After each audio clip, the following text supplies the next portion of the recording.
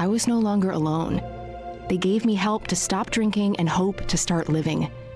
Alcoholics Anonymous, it works. Look us up. Check your phone book, newspaper, or AA.org.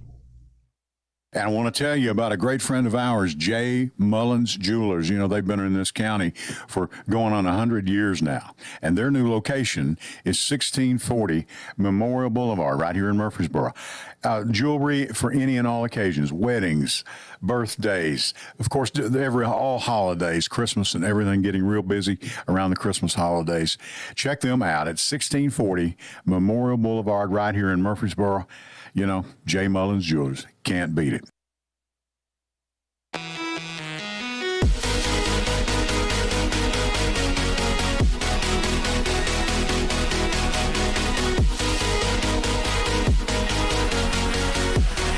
All right, and good evening. Our advertising is out of the way for the first half of the hour.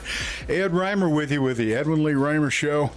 We're going to bypass our normal opening, okay, because I wanted to give our guest maximum yield of his time. Jeff Wooden is here, and you're running for Murfreesboro City Council, right, Jeff? That's right, Ed. Jeff, have you been here before? I've never been here before, so it's an honor. Thank you. We welcome you. Thank you very much. How do you find us? Let me tell you how you can find us tonight. Of course, right here on the good old-fashioned radio, 1450 AM, 100.5, 101.9 FM. Right here in the heart of the great volunteer state, Murfreesboro, Tennessee. And you can reach us tonight, and Jeff as well, with your questions, your comments, your ideas at 615-893-1450. That's 615-893-1450. Now, you can also catch us live on YouTube. You can catch us on Facebook Live at News Radio, correct me, Connor, if I'm wrong, News Radio WGNS, right? Okay. And you can find us there, and you can find all of the broadcast I've done in the past, last week's show, 2 years ago, a show, type in a date, type in the Edwin Lee Raymer Show. I know my family listens up in Western Kentucky. And listen, also, if you could, to, Angela Bingham, just her and Angie Marie just left here with Simplicity, and they're doing a great job at 6 o'clock on Sunday night, and they're doing for Rutherford County and Murfreesboro what should be done, and they're feeding people. They're just spreading the word, and they're spreading good news is what they're spreading. They're not out here necessarily, thumping their Bible, which they do a little of that too, and that's fine, but they're just doing a great job for people here in this town. And Jason Qualls, he's got some good financial advice, some pretty good guests that he has on that are very knowledgeable people at financial coaching. If the sports and the baseball don't get in his way. Jeff Wooden is here tonight. You're running for Murfreesboro City Council. Jeff, you ever run for office before? This is the first elected office. This is the first time. Now, I notice your wife's here. Have you had this animosity toward her long, or is this just something you did to get back at her? Or well, fortunately, she is extremely supportive, as well as my 14-year-old daughter, who's gotten into the process as well. And she's well. I just wondered. I saw her coming out of one of the divorce attorney's offices yesterday, and I heard the rumors, but I think she was there with your wife too. So I'm just saying. I would not doubt that at all. We're going to be together. I'm telling you. No, we're glad to have you here, and his wife June is here with us. Welcome to you, please. And you also as well. And we thank both of you for doing this tonight. I appreciate it. Really do. Why are you doing this, Jeff? Let's start with that if we could. So we moved here. We had a lot of places to choose from when we moved to Tennessee, and we really looked at it and said, we looked at Mount Juliet, we looked at Lebanon, we looked at Murfreesboro and said, this is a progressive city, but it's got a hometown feel. Sure. And people were welcoming, good school districts, and everything else. So that's what brought us in. But even in the time we've been here, we're just seeing things that don't make sense. That's explosive growth, nothing strategic. Infrastructure that's not keeping up. No. Our infrastructure hasn't been planned. Right. There is no. And you've got to do those together, right? You can't just, hey, we're going to build another housing division. What about the roads, the sewers? What about our schools? How are we going to attract people? How are we going to do all that? So I really feel like and obviously traffic, right? Everybody talks about traffic. Sure, obviously. So my real belief is you can't keep doing what we've been doing. It's time for a change. Sure. And I think I bring a breadth of experience and knowledge that can help facilitate that change while working with the citizens and the constituents here in Murfreesboro City, and then expanding out to Rutherford County. Where did you move here from? Where are you from? Our last couple decades, we're in the Okay. we're in the Washington D.C. area. Right. Okay. And, So you're familiar with the Washington culture to some extent. Oh, very much so. And Unfortunately. unfortunately, it seemed one of the things is so I did 22 years in the Navy, and I had an early tour in D.C. and it seemed like once you do well and then get out, they drag you back. So I used to tell people there are furrows in the ground all over the country from me trying not to be dragged back to D.C. Right. And then I ended up doing my federal civilian career there. I even spent a year on the Hill as a legislative fellow, so I've seen the sausage making that we call lawmaking in real life. Yes. Okay. And then when we finished that, it was where are we going next? So I ended up down here as the director of emergency management up at the airport in Nashville. Emergency management director. Yeah, I think I told you the other night we've done some work with Raymer Brothers. We did some tinning for them. We did glass and glass tinning, and we did some work for them. That's been many years ago. Now, of course, everything's changed and all that. Give me some of your high point, one or two of your points that you think is important. I think you may already have with, infrastructure being number one, probably. Well, and I think a lot of the candidates, we've all been talking about the planning's out of control. There is no planning. It just happens. Hey, you want to build a subdivision? Yep. The council rubber stamps it, and away you go. Right. So there's that. But you take on some other, so it's interrelated, right? The planning, lack of planning, infrastructure, things like that, fiscal responsibility. But it even drills down even farther, and it's like, how are we taking care of our children in the schools? Are we going to be able to provide them breakfast and lunch? Are we going to have classroom sizes that are manageable? Are we going to pay our teachers enough? Are we going to pay our law enforcement and our EMS workers? I heard somebody say the other day, well, police officers making $55,000 a year. It's tough for me to go tell my constituents who are only averaging $35,000 a year that they need a pay raise.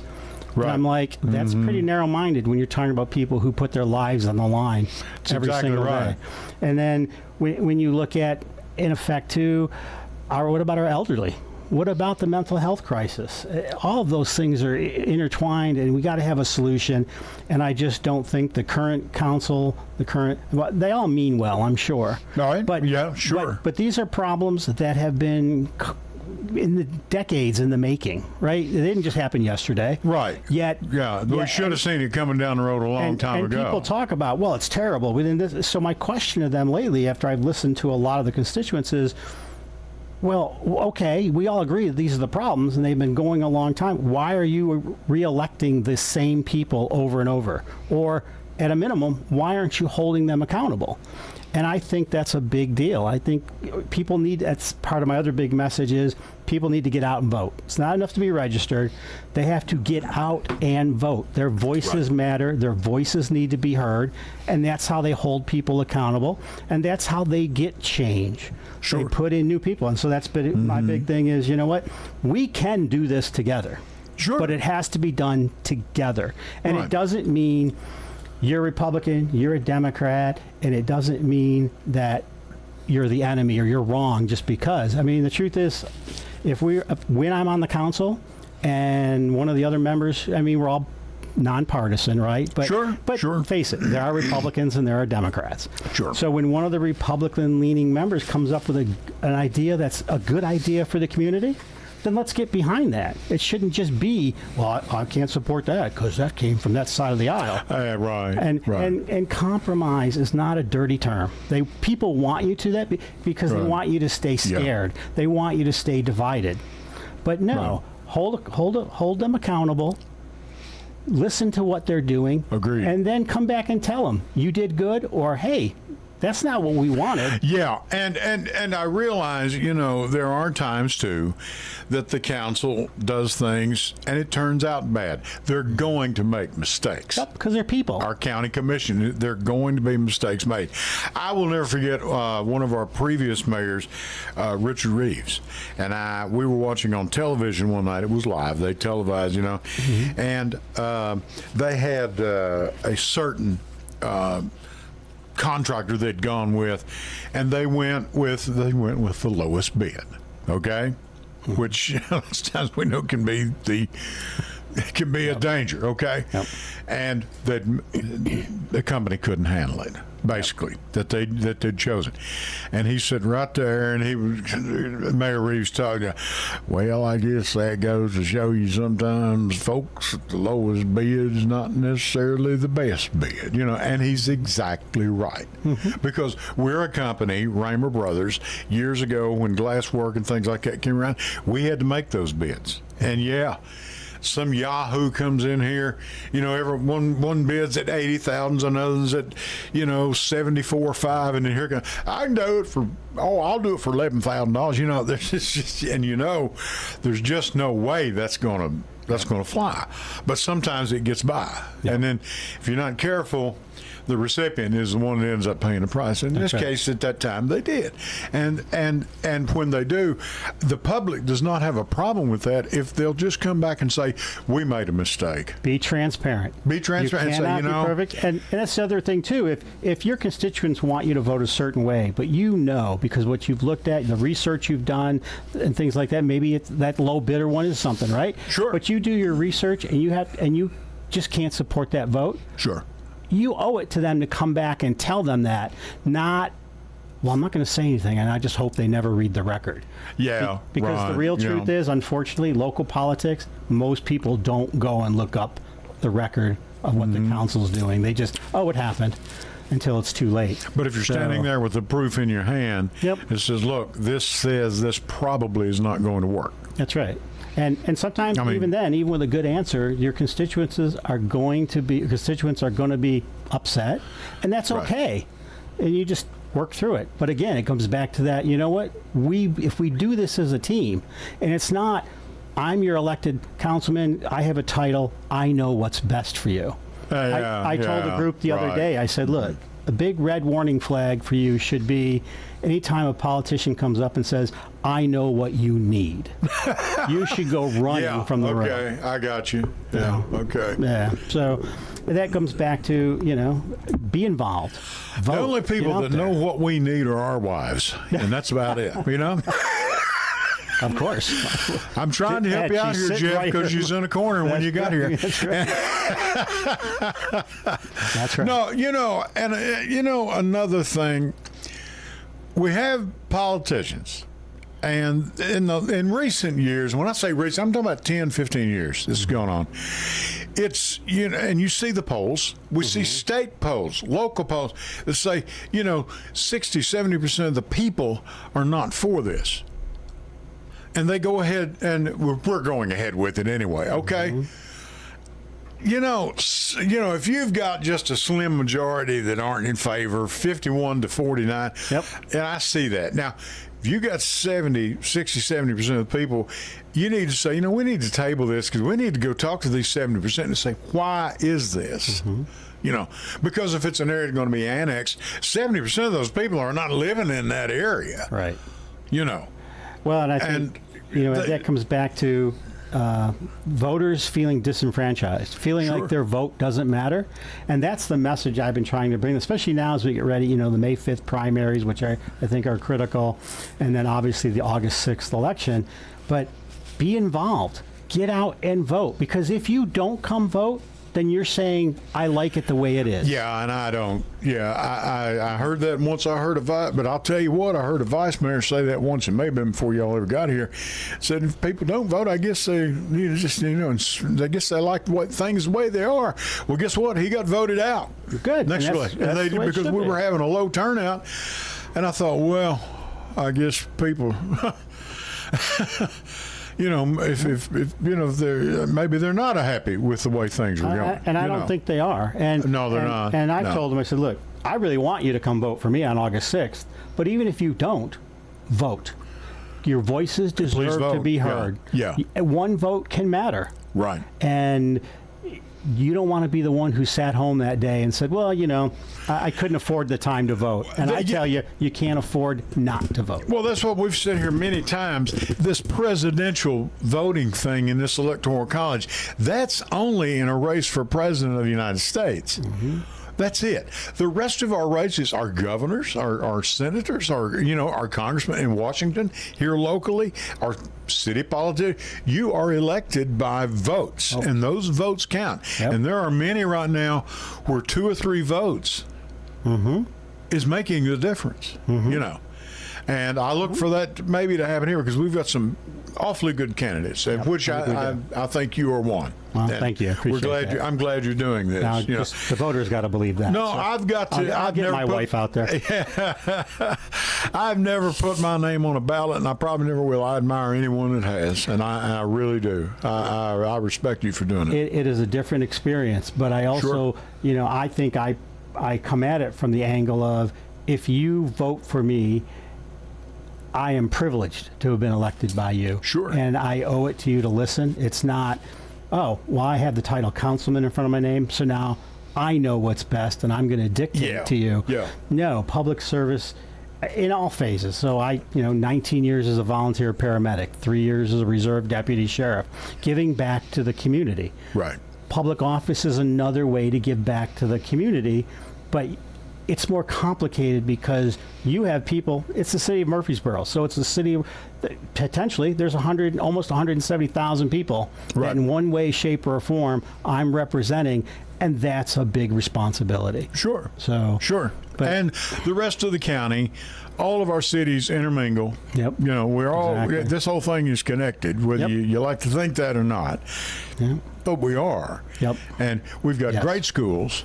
We have a great election system set up here. Alan Farley is the head of it, and he has done a remarkable job. Yeah. A good friend of mine, Hooper Peniel, for years was in charge of it when the Democrats had the majority. Of course, the Republicans do now, but Alan is very serious about this. He doesn't even joke about it. No. And it's good. And it's a very serious thing. As a matter of fact, he went to Washington and he testified before a Senate hearing, I believe, over how things are being run here. And we've got so many remote places out and about. If you're at lunch or whatever, and you're not near your home base, but you can still stop there and vote. Makes it great. Well, and that's a big part too is making voting accessible to people, and how do you get people out? So we need to figure that out, especially in our county and city, because we do have people that can have mobility problems. Yeah, we're only having roughly a 10% turnout me and Brian Barrett sit there at election night, and we put, and Alan starts bringing the results out. And it's 7%, and it's 8%. Where are people? I don't know. I'm not the greatest guy in the world. I'm not the smartest, certainly. But I have voted in every election I could vote in since I was 18. Same with me. Included when I was deployed and made sure I used the mail-in. Yeah. At the time, that's what absentee ballot was, nothing but mail-in. And, we don't want important. The mail-in. Yeah, okay. Well, I think we ought to count them. I'll just leave that at that, But you need to make voting accessible. You do not want to disenfranchise anybody, because if you honestly believe, like I do, every vote matters, the voice needs to be heard, then how do we make it so we don't want it to be arduous to make people vote, but there are some people in power today, that's exactly what they want, because the harder it is to vote, the less the turnout, and they think they'll benefit from that. And I come back to, no, if you want change, turn out. Well, see, what I did last fall, we had a chili cook-off. And it was a Democrat party. It was over Philip Alston's place. He was good enough to set it up. And Pat Clement won that chili cook-off. I demanded a recount of those votes. Look, every vote counts. That's right. Just saying. This is not fair. Something is wrong here. We have a caller on the line. Yeah. That poor person does dare call me. Caller, go ahead. This is Ed Raymer. Go ahead, please. Mr. Raymer, how you doing? Hope City Council candidate's doing well. I just want to give you some numbers here on the Is this Jeff? Yes, Jeff. Well, Jeff, you sound different tonight. You must be on a different phone. I just want to give you some numbers here on the election, the early voting. They say we have more people early voting this time than last time. Right. About close to 7,900 have voted so far, about 4%. Okay. They say it's up by about 2,700 since last time, 2020, according to Mr. Farley, our county elections. Right. Does an outstanding job, as you know. And the 2024 election, the federal election, our turnout was 66% then. Oh, okay. All right. That's what it was then. And then compare another county, a little, I guess on up by 24 here. In Manchester, they have about 38,400 people registered. We have over 200,000. You know, Rutherford County registered to vote. Their early voting totals so far, they've had about 4% come out. So where are we at, Jeff? What's our? Right now, we're 4%. 4%. Okay. We're about 79. We've got 2,700 more early voted than last time. Okay. All right. Early voted. We got more early voters. We had more early voters in this 2026 than we had in 2022, which is a good thing, I think. Jeff, I think you probably, I don't know, either one. I've got a Jeff here and I got a Jeff on the line. So but that's Jeff, a great name. Let me ask you. Yeah. How many registered voters we have? Like 200,000? 200,000. Yeah, a little over 230,000, I think. 230,000? In the entire county. County. And then in the city, it's closer to like 89,000 or something. Okay. All right. I'm not sure what they have. What I wanted to ask is, ask the candidate, are besides you being on the ballot, is everyone up this time, or is it? I know there's usually like the top 3 or 4 get the seat. So are there 4 or 5 on the ballot this time? I can't vote for city election. Yeah. So for Murfreesboro City Council, there are 3 seats up. The 3 incumbents are running. There's myself, and then there's a 5th candidate. So there'll be 5 of us running for 3 seats. Right. And then the only thing I would say about that, though, is people look at those ballots, and it says, oh, you can vote for up to 3. Right? That confuses voters, to be honest, because voters think, oh, I have to vote for 3. No, my message is vote for 1. Find the person you want and cast your vote for that person. Because if you vote for 3, you've diluted your vote. Right. So if you really want somebody, just vote for the person you want. So for most people, I hope they vote for me, but just vote. All right. I mean, okay. And there's one question I would ask you about. Sure. I know Emily hadn't asked yet, but I'll ask you. I know you know about it. No, go ahead, Jeff. It's fine. Please. I know you know about Mount Trashmore, correct? Mount Trashmore. Yeah. Trashmore. Our great Mount Trashmore landfill out there Walker Hill out there. Well, our county mayor says that the transfer station that he put in the recycling things, waste, whatever. He says that we're getting $1 million from that a year. Okay. Because he's already said that the budget. He said, of course, it's the George Bush thing. I read my lips. New taxes. Okay. Sorry, we ain't gonna raise that. Because he gets $1 million from that. I'm sure there's other stuff he gets. I just wanted to ask you about that. What you think about the solid what the transfer station they have now? And just it's going to close up at some point. I know it's a big issue. Everybody talks about it ad nauseum. And I'm sure people have asked you about it if you've been out campaigning. But I just want to get your comments on the transfer station. There's some other things with the county, but you can't really do anything with it. Jeff, I want to ask you, and I'll get off, and y'all have a great weekend. Enjoy your show. Thank you. Thank you, Jeff. Jeff Neal, good supporter of this broadcast and of WGNS. Jeff, what do you think about all this? Because trash is a problem. Trash is a problem, but trash comes from a growing metropolis. Now, if we're, I've looked at it a little bit, and it's a little unclear. If we are just dealing with trash for our county and our city, you have to have a place. Sure. And that dictates size, and I think they need to do more impact studies to figure out. I mean, we're a big county, big city. Sure. There are options. I think where you get a real problem is if you're agreeing, though, to take other municipalities' trash, and Yeah. and then saying, oh, and because we're doing this, and even if they're going to get $1 million from taking somebody else's trash, what's the long-term cost Sure. to itself?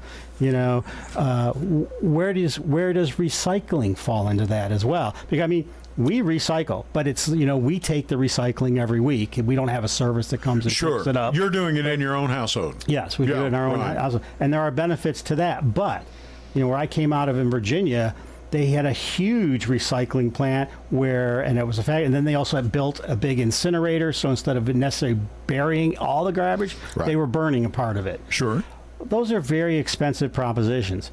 I think they can be affordable, but you've got to make the decision. This is for our community, not, hey, I'm going to take trash from Nashville. Yeah. Is it like for those incinerators that burn that trash? Mm-hmm. Is that aren't they like anywhere from $3 to $4 million? They're very it's expensive a huge to investment, but it is worth it once it's in place. If you build it appropriately, and in this case it means Okay. build it for what are you going to need in 5, 6, 10 years? Sure. Not, hey, this is what we're building it for today, because by the time it's built, Yeah. it's obsolete.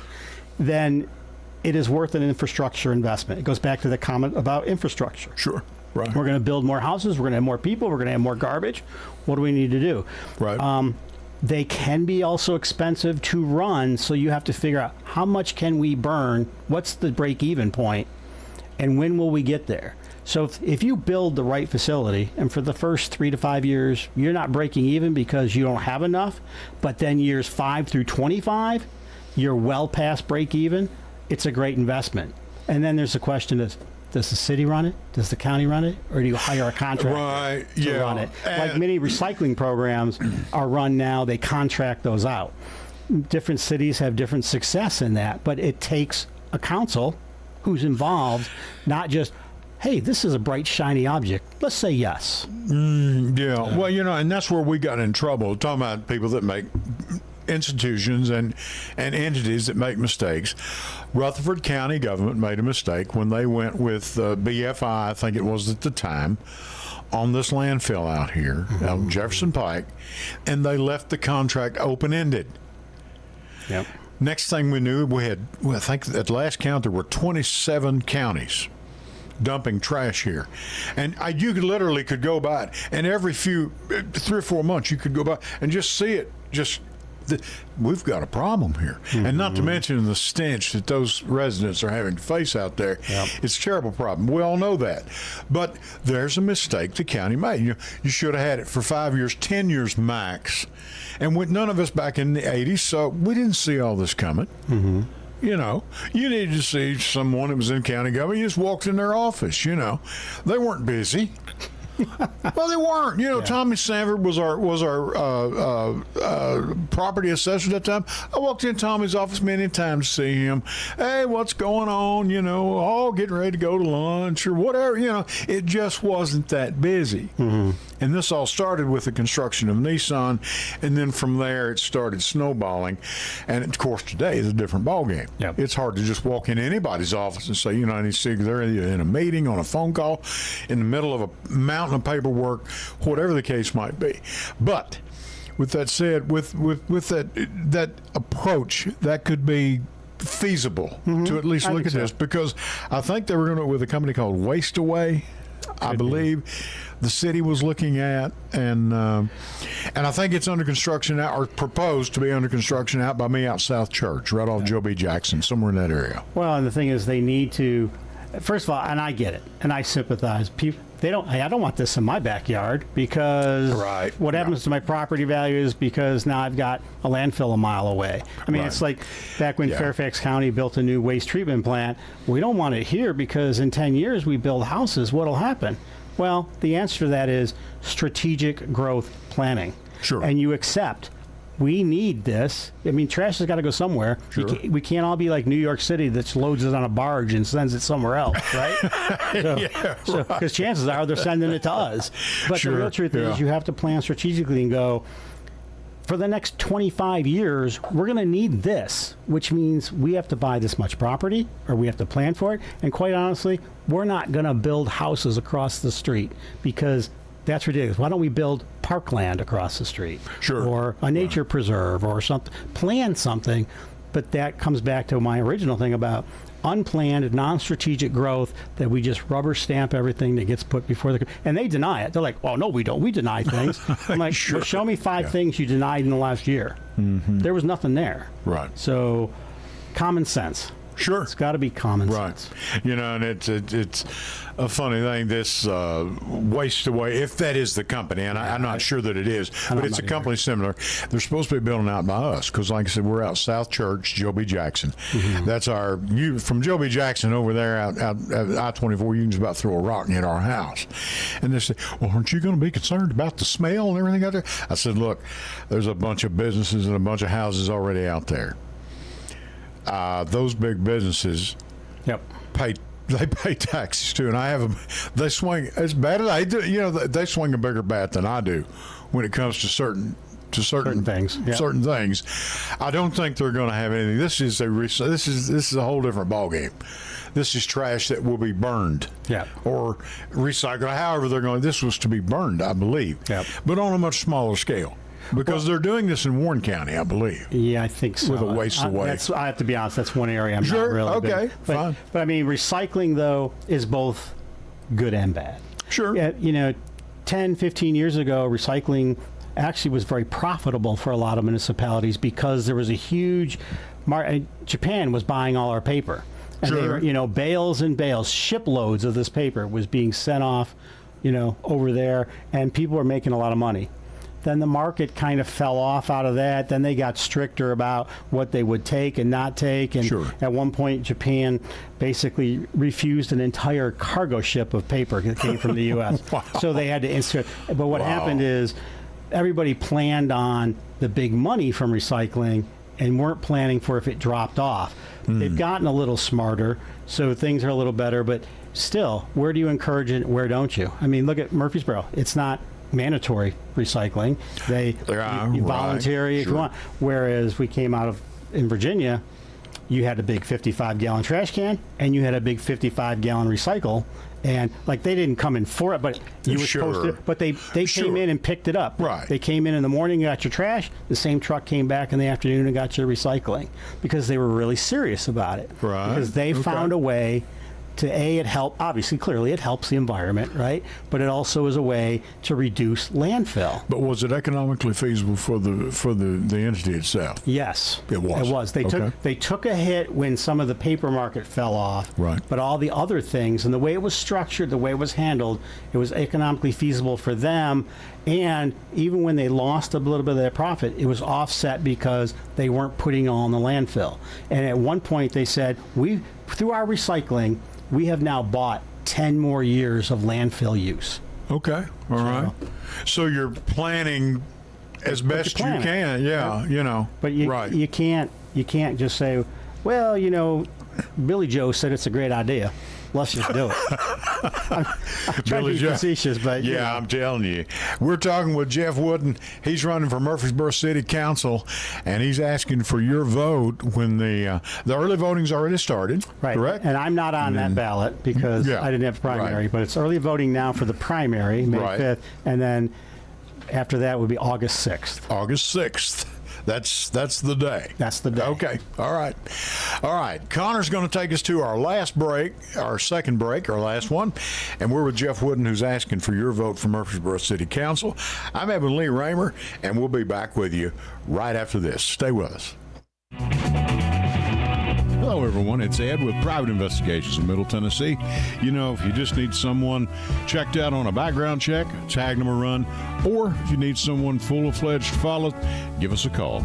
You can reach me at 615-390-7219. That's 615-390-7219. Or check out our website at piofmt.com. That's piofmt.com. I felt so alone, scared, angry, full of self-pity. I just wanted to die, so I took another drink. Then I heard about AA and went to my first meeting. The people there talked about those same feelings. I was no longer alone. They gave me help to stop drinking and hope to start living. Alcoholics Anonymous, it works. Look us up. Check your phone book, newspaper, or AA.org. And I want to tell you about a great friend of ours, J. Mullins Jewelers. You know, they've been in this county for going on 100 years now. And their new location is 1640 Memorial Boulevard right here in Murfreesboro. Jewelry for any and all occasions, weddings, birthdays, of course, all holidays, Christmas and everything, getting real busy around the Christmas holidays. Check them out at 1640 Memorial Boulevard right here in Murfreesboro. You know, J. Mullins Jewelers. Can't beat it. Hello, everyone. It's Ed with Private Investigations in Middle Tennessee.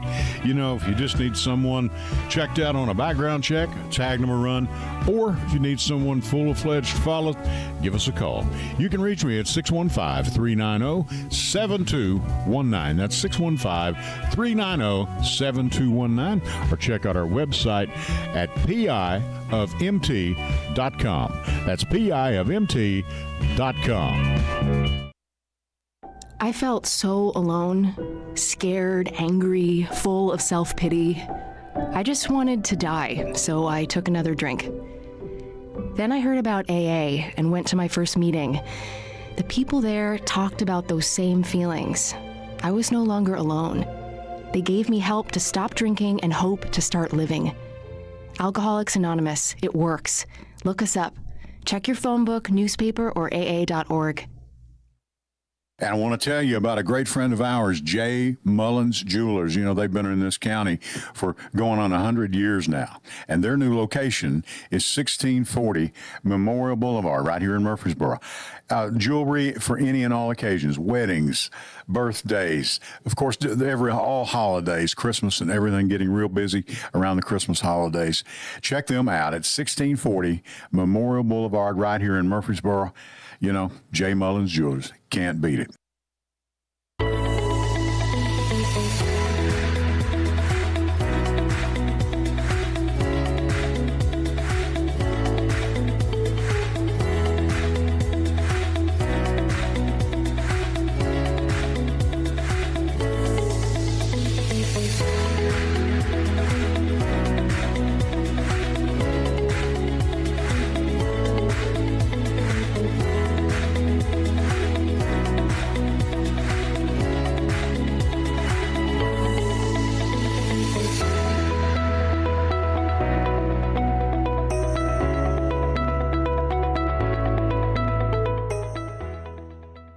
And we are back. Ed Raymer with you with Emily Raymer Show. Jeff Wooden is running and asking for your vote for Murfreesboro City Council. And we have a caller on the line right now. Caller, please go ahead.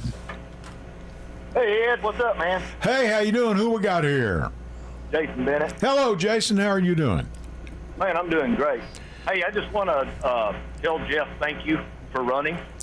You're welcome. And it was good to meet you just about an hour and a half or so ago. Okay. Yeah. I was on with the girls earlier.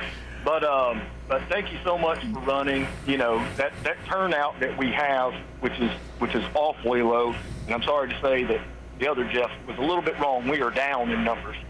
Okay. You know, because we're looking at 27,000 total in 2022 at this, you know, the same juncture for county elections. 27,000 total, and we're sitting at 7,450-ish right now, just a little bit below 7,500 total votes, which is just a little below 4% turnout. But you know, the Democrats are not showing up. It's 15.6% Democrats showing up in the lowest. They never do. In the lowest district, it's less than 100 votes. It's 30 votes. Democrats have 30 votes in District 5.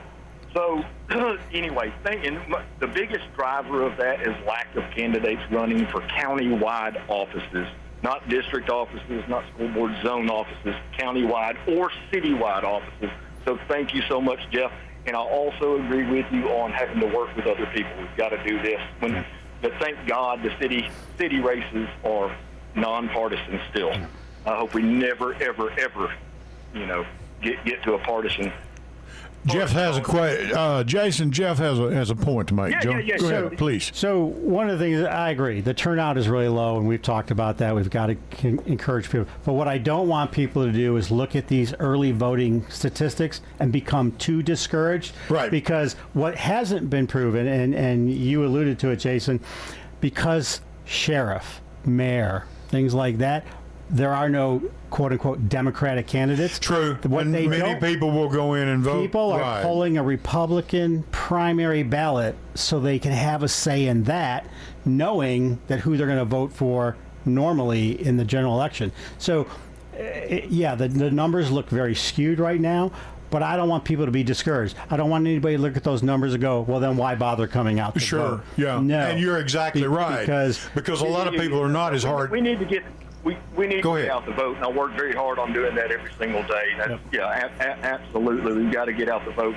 Don't get discouraged. Go vote. And yes, in this particular election, there are a lot of crossovers because people want to stay in those countywide races.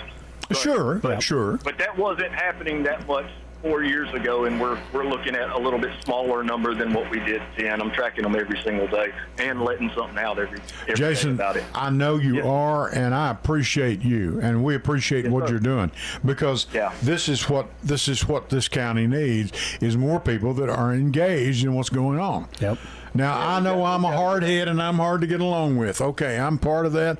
I'm not voting for that bunch, but I know you. I know, and you and I know you said, I don't disagree with you. Yeah, it's I just can't do it. I just can't. It's the first time I've done it in a long time. So it's very hard to do. I just want to say, I think there's three very, very important elections that we've got to get rid of a couple of people. Got to get rid of a couple of people. I'm willing to take yes, somebody else. and being a hypocrite, I'm going to sit here and agree with you. You're exactly right. Yeah, I mean, that's, but I get it. I totally I am what I am. But my main thing is, thank you so much, Jeff. It was great meeting you earlier tonight, and I'm glad I'm listening because I love hearing what you're saying. I love your experience. I love your thoughtfulness. And you've got a fan so far, so let's keep that up. And can't wait to push you in August. So we'll get that vote out. I appreciate that, Jason. Thank you. Please stay in touch. I know you will, and we'll be talking to you. Okay. All right, man. Thank y'all. Jason Bennett, and one of the strong supporters of the Democrat Party, and identifies as being somewhat liberal, and he's not ashamed of it. So at any rate, thank you, Jason, and thank you, Jeff Neal, for your call, because I know they listen every week, and man, I appreciate it. I really do.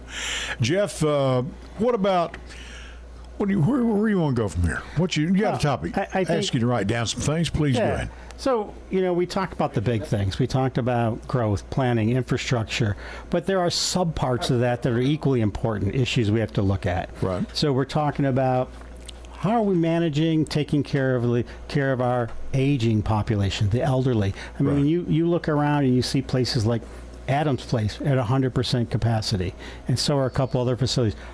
What are we doing for them? What do we have in place? Are we even giving them consideration? And I don't think we are. And we need to, because they're still a valuable part of the community. And it doesn't matter if you're 50 years old, 80 years old. I mean, someone who has given me a wealth of Stephen Cates, Mr. Stephen Cates. Oh, Steve Cates is he's one of a kind. I have met with him, and I look forward to meeting with him again. He is just a wealth of knowledge, and he's level-headed, and he brings a level of experience. And I mean, he's in his 80s, and look at all the stuff he's experienced. No, he's not shy about. No, I mean, hey, he told me to have you on, and guess what? That was just yesterday, and you're here tonight. So, all right, so we know who has that power. No, it was June. It was a little earlier than that. Yeah. No, it was a week or two ago. Yeah. But seriously, no, I listened to and these folks are voters. Yep, they're voters if they can get them to the polls. That's the other thing. So the last vote my father made was my dad was laying in a hospital bed in a nursing facility, and I handed it to him and I said, fill it out. And I knew exactly who was going to vote for him. My brothers asked, well, did you look and see who voted? I said, no, I didn't, because it wasn't none of my business. But, far be it for him to vote, for a Republican, but bless his heart, he won his last election, and there you go. but that's a valuable segment of our community Caller, we got a caller on the line. We have a caller on the line. Caller, please go ahead. Yeah, Ed, this is Skip Reynolds. Hello, Skip. Caller. I'm a big fan and involved with you on Facebook a lot. So, enjoying the show tonight. Like I say, first-time caller.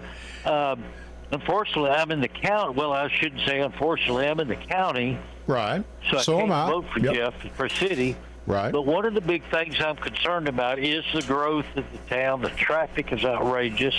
And I've heard talk about them expanding the city limits out this far. I'm out, between 99 and 96 off Windrow Road. Right. And, I've grandfathered in from farming from many years back. Sure. And if it turns city, what happens to my property taxes?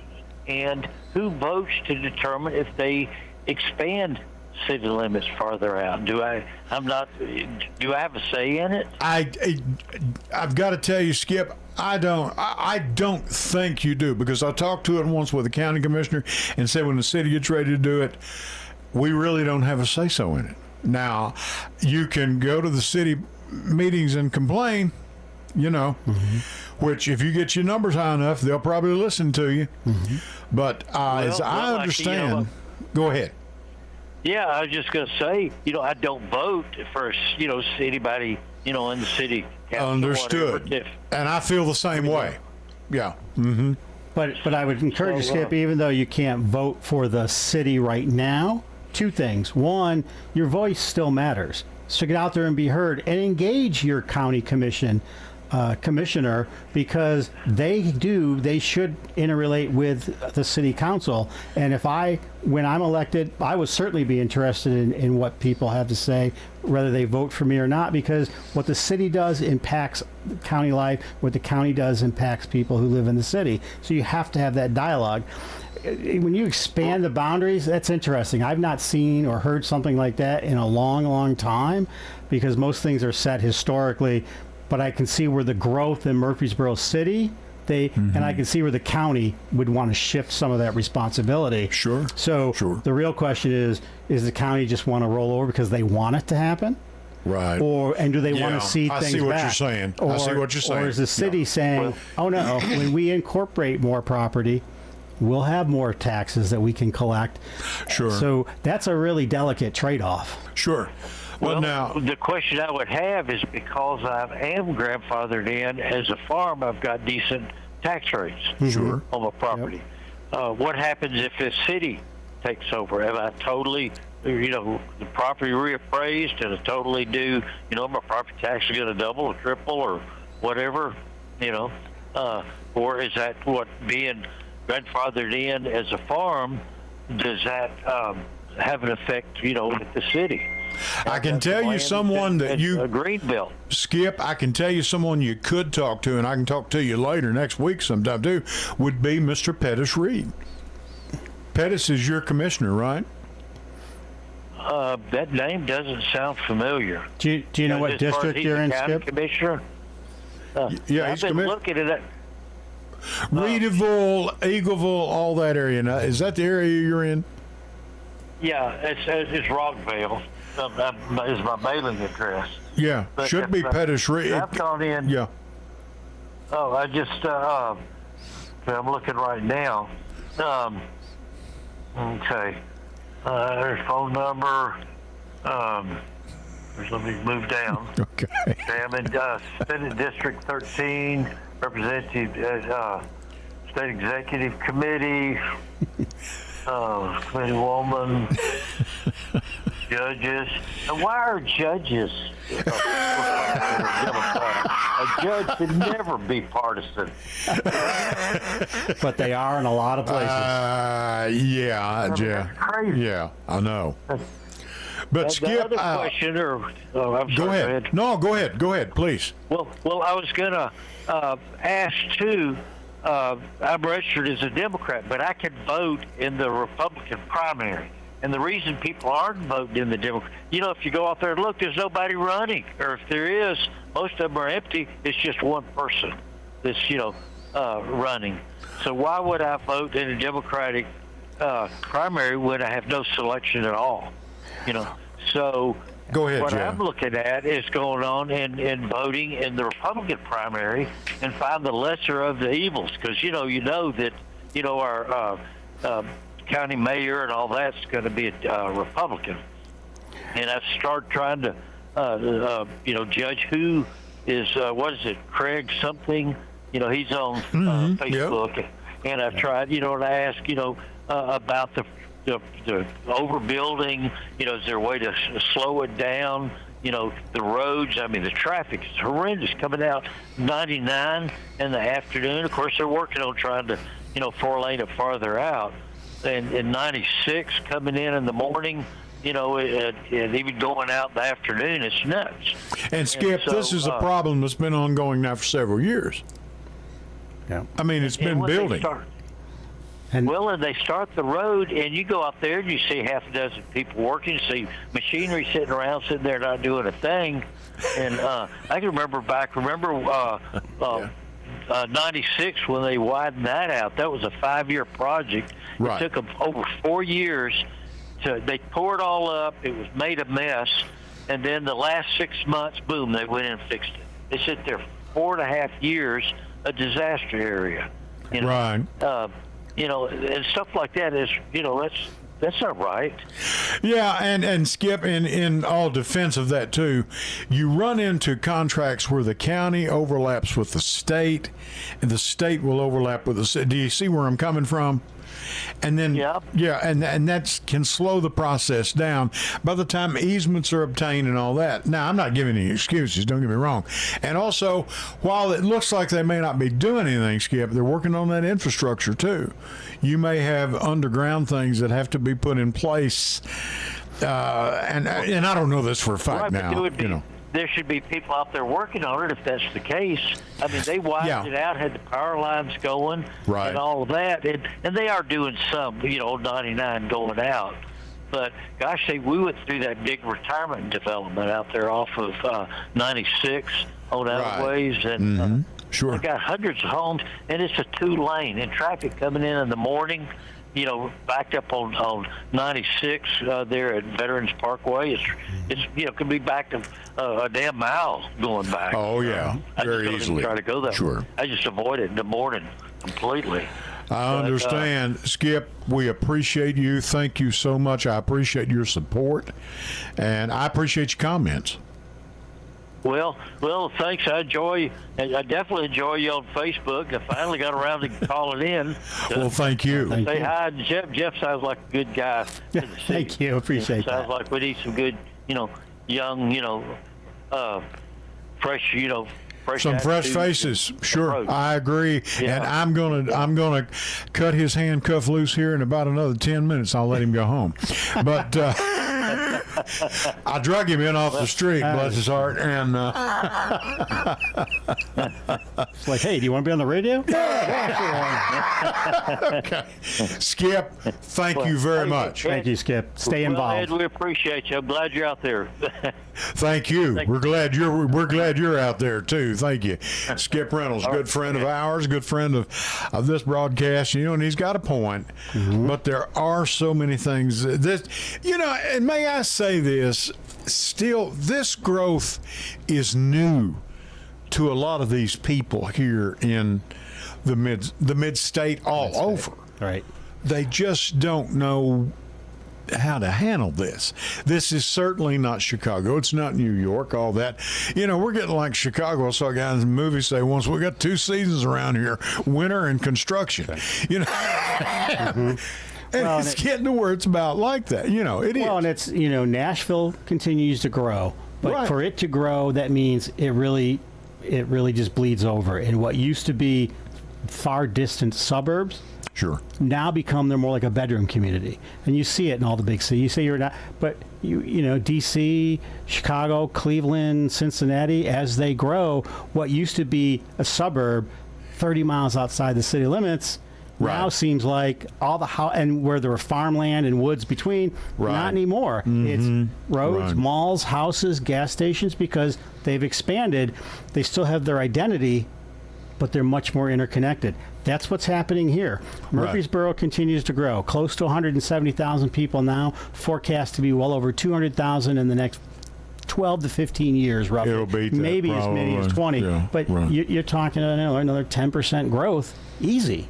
Right. And the problem he identified, these roads that are backed up, it's because that other development took place and the infrastructure didn't. The roads are trying to catch. The worst thing you can do is build something and then say, oh, we got to get the infrastructure, because infrastructure is expensive. Sure it is. So part of what he's seeing is, you're right, is it state money? Is it county money? Is it city money? Is it federal money that's building these roads? Federal money, yes. And when does it get doled out? Did the government shutdown stop the construction company from getting, or the state getting their $5 million check, and $3 million of it was coming here? Yeah. There's all those variables, but if you plan in advance, you can plan those lulls in. And if they happen, you're good to go. And if they don't happen, you get things ahead of schedule. But construction can take forever.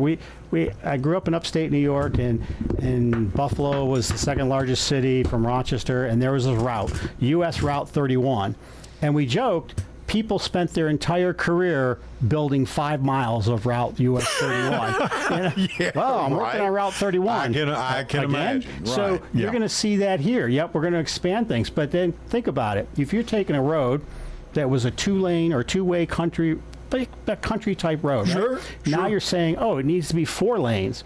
Well, first of all, the easements weren't that big to begin with. That's right. So now you either have to get voluntary or you have to invoke eminent domain. Never a popular thing, but it happens. But then, as you alluded to, none of that other infrastructure, sewer pipes, water drainage, they've all got to be built in. Right. And you have to build up the roadway to take it. You can't. It's just not, hey, get the bulldozer out, drop some gravel. It's like my good friend Stephen Reynolds said, and Stephen ran for Desiree seat twice for Congress, and he said, we're talking about stuff, it's just not sexy. It's not. It's not. And a perfect example of what you're talking about now, and my wife and I have a lot of personal experience with this, is right out Old Nashville Highway. Mm-hmm. The Old Nashville Highway used to be the main road here. That was it. And then I'm going back now to the 60s and 70s, okay? That was one of the main roads that was here. And someone may want to call, well, we're a little bit late now. We've only got 2 or 3 minutes left. But Old Nashville Highway is 2 lanes primarily. They've worked it where they can put a turning lane in at some stoplights. Mm-hmm. But now you're with your easements, which weren't that wide to begin with, and now we're going to have to invoke eminent domain. Mm-hmm. And people don't like that. Because it's their property, and for some people, it's been in their families for generations. It may have, and there's another thing. You have places where the front yards aren't that big to start with. Mm-hmm. And that's the reason when we did our house, we built ours, I said, let's go about 20 feet farther back because we never know. I don't think anything's coming our way, but who knows, because we're boxed in. We're a small community, and that's fine with us. That's where and all of us out there are fine with that. Yep. Jeff, I want to thank you for I want to thank you for your knowledge. I think I'm going to have you back. Okay. I love being here. I really appreciate you having me. No, I do, and I appreciate you paying that $300 fee to come up here and talk to me. I know. I may have you back. I'm a discount, though, because I'm a returning customer. June's a little mad at you. She didn't know you let go of that $300. But I sure outed me. I'm sorry. Oh no, that mouse got me in trouble again. Thank you so much. How do we reach you? Tell folks how to get you. You know what's going to happen though? People are going to have heard that comment. They're like, "There he goes, another politician paying his way." No, it's not. He did not give me a penny, folks. Please, but tell people how to get in touch with you. What's going on? So if they want to reach, I'll give you my campaign. So my campaign email. It's pretty simple. Jeff@jeffreywooden.com. So it's JEFFREYWOODEN.com. I'm also on the internet at jeffreywoodenforcitycouncil.com. I'm on Facebook and I'm on Instagram. It's some version of that. Yeah, and Al Gore invented that internet. Yeah, I'm telling you, he did, right from Tennessee. But I was with him when he did it. And the interesting thing, though, is I would say this is I've reached out to people, told them, write me, call me. Nobody's done it yet, so I know. people reach out. Give me a call. I'd love to talk to the voters and hear more, because I believe I know what real issues are, and I'm learning more every day. But I want people to come tell me. I don't want to presume too much, because then I'm just like everybody else, telling them what they need, and that's just not the way it is. Jeff Wooden's been our guest here tonight. Connor's been on the board. My name is Edwin Lee Raymer, Ed Raymer for the Edwin Lee Raymer Show. And I'll tell you what, till next Sunday, it's what time are we going? 8 o'clock. Till next Sunday, messing up my dramatic exit here at 8 o'clock. I'll catch you down the road. Good night.